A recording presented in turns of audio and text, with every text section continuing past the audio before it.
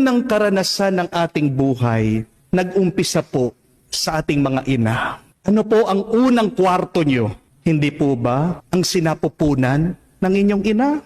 Ano po ang unang pagkain nyo? Hindi po ba ang gatas ng inyong ina?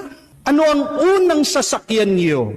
Hindi po ba ang bisig, ang kamay, ang pag-akay ng inyong ina sa inyo?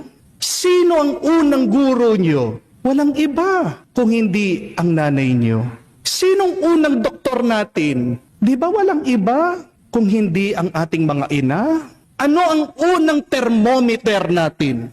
Hindi ba yung daliri, yung palad ng ating ina? Tinitignan kung mataas yung ating lagnat? Sinong unang kaibigan mo? Walang iba kung hindi ang iyong ina. Sinong unang tagahanga mo? Walang iba kung hindi ang iyong ina. Your first fan, your first supporter is your mother.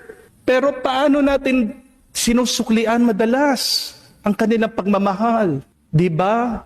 Tayo din na nagiging dahilan ng kanilang lungkot, ng bigat ng kanilang mga puso.